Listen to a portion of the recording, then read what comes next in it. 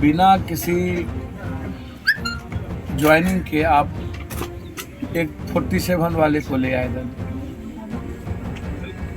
तो आपको 47 पर भरोसा है कि मोदी पर? और आपको आरएसएस पर भरोसा नहीं रहा, बीजेपी की आइडियोलॉजी पर भरोसा नहीं रहा, हिंदू मुसलमान का कार्ड जब नहीं चला तो आप जाति का कार्ड चलाए। नमस्कार, न्यूज फॉर नेशन देख रहे हैं और मैं हूं आपके साथ रंजन सिंह। बता दें आपको कि जाप सुप्रीमो पप्पू यादव आज पहुंचे थे नालंदा। वहां पर उपचुनाव को लेकर जोरदार हमला बोला है। उन्होंने कहा कि जो मोकामा में उपचुनाव हो रहा है वो एक के 47 और 57 के बीच हो रहा है। भारतीय जनता पार्टी क्या ये 56-56 का खेल कर रही है?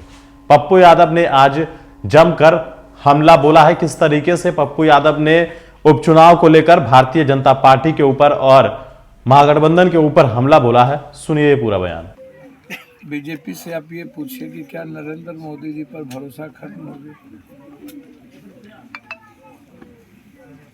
जो आप न मोदी है तो वोट है, जीत है। बिना किसी ज्वाइनिंग के आप एक 47 वाले को ले आए दल, तो आपको 47 पर भरोसा है कि मोदी पर? और आपको आरएसएस पर भरोसा नहीं रहा, बीजेपी की आइडियोलॉजी पर भरोसा नहीं रहा, हिंदू मुसलमान का कार्ड जब नहीं चला तो आप जाति का कार्ड चलाए। तो बीजेपी को यह बता देना चाहिए कि 56-56 का ही खेला चल रहा है ना भाई। कौन किसके पास कितना बड़ा 56, कितना बड़ा एलएमजी, जात का सबसे बड़का ठेकेदार कौन? ये तो मोकामा में भूमिहार समाज के लोग नेता ही अनंत सिंह को मानता है। तो जग जाहिर है भूमिहारों में अनंत सिंह को तोप समझते हैं। अब तो वहाँ लड़ाई मोच की हो गई, बड़का भूमिहार कौन, छोटका भूमिहार कौन। वहाँ कोनो पार्टी पौवा का कोई है न, वहाँ नीतीश जी, न लालू जी, न नरेंद्र मोदी। वहाँ है 56, वहाँ है जाति। एक बात, दूसरी बात यह हमको समझ में नहीं आती है, किसी भी विधानसभा में एक जाति की संख्या ज़्यादा हो सकती है, लेकिन यदि सभी जातियों को मिलाइएगा तो एक जाति से ज़्यादा जनसंख्या दूसरों की होती है। तो ऐसा तो है नहीं कि वहाँ भूमिहारी हैं, भूमिहारों की संख्या ज़्यादा होगी। लेकिन यदि मैं धानों की बात करूँ, यादव की बात करूँ, पासवान की बात करूँ, अत्यंत पिछड़ों की बात करूं, माइनॉरिटीज़ की बात करूं, तो सब मिला करके कई गुना ज़्यादा हो जाता है। तो और भी वोट है ना।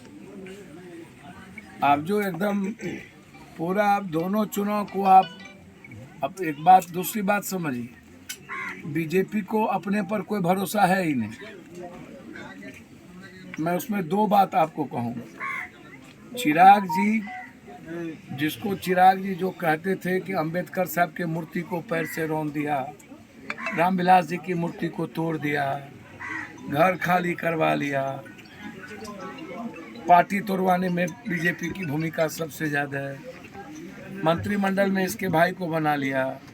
आज मोकामा में पासवान की वोट के आधार पर आप चिराग जी को आपने मंत्रिमंडल का वादा किया होगा, अच्छी बात है, आप डेवलपमेंट करिएगा, मंत्री बनिएगा तो। लेकिन बीजेपी का जो नरेंद्र मोदी और आरएसएस आधार था वो तो खत्म हो गया ना।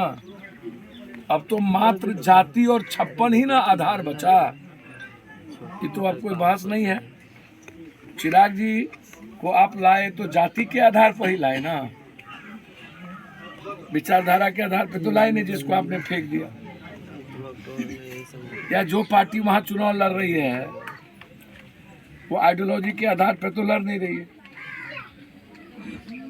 जनता भी उस ऐसे ही अपराधी या 47-56 वाले को लाइक करती है।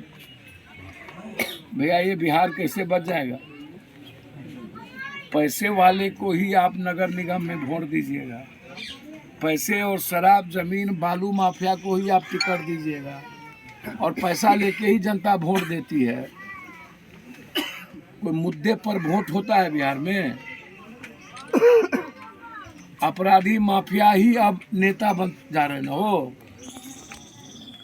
तो इसीलिए अब जैसे गोपालगंज में बीजेपी ने किसका सहारा लिया? गोपालगंज में बीजेपी ने सहारा लिया AIMM का। AIMM की पार्टी को खड़ा कर दिया मुसलमान का वोट काटने के लिए। चलिए, साधु यादव तो पहले से वहाँ लड़ रहा है, मैं साधु यादव का दोष नहीं दूंगा, वो पहले से वहाँ संघर्ष करते हैं, तो साधु यादव वहाँ लड़ रहे हैं, उसको हम बीजेपी की बी टीम या फालतू नहीं बोले। हर आदमी को लड़ने का, लेकिन AIMM तो नहीं था ना कहीं, और आप खड़े किए। तो आपको भरोसा, चुनाव लड़ने का जो पूरा भरोसा है, वो भरोसा आपको या तो जाति है, या तो 47 है, या तो AIMM है। फूट डालो, शासन करो। आपको अपना कोई आधार बिहार में और इस कंट्री में, जैसे अभी 134 आदमी मरा गुजरात में। गुजरात मॉडल की बात बार बार, कल 3 बार कपड़ा बदले नरेंद्र मोदी।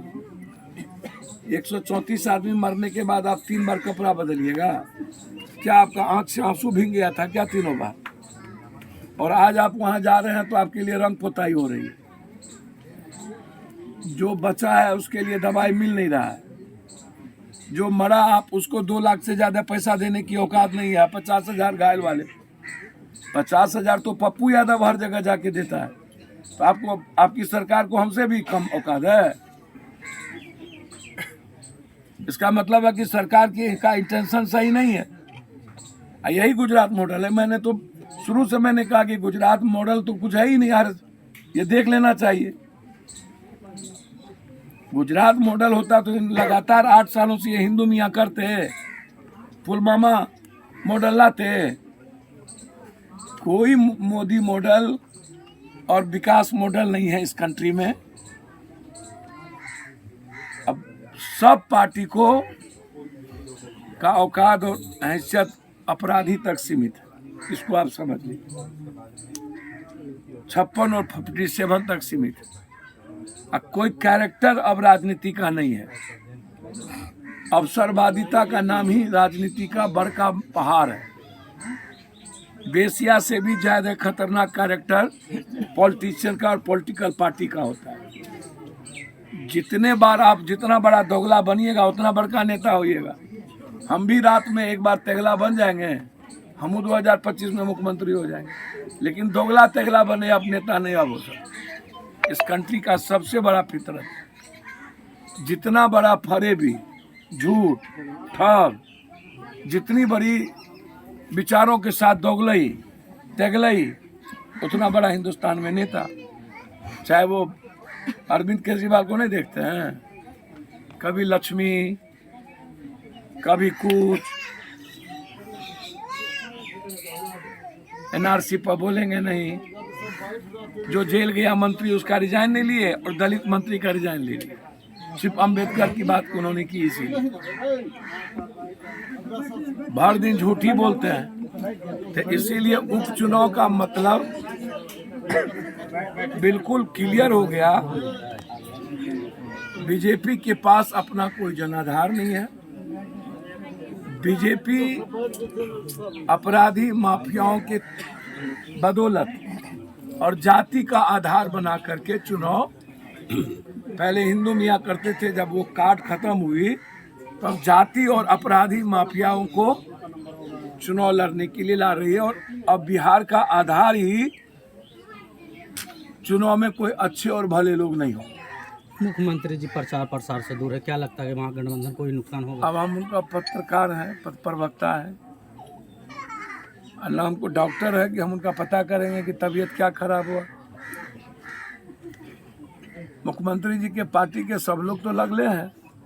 ललन जी जा रहे हैं, कुशवाहा जी थे, सब लोग तो जा ही रहे न हो कि नहीं जा रहे हैं। सब जात का अपराधी मोकामा पहुंचा है।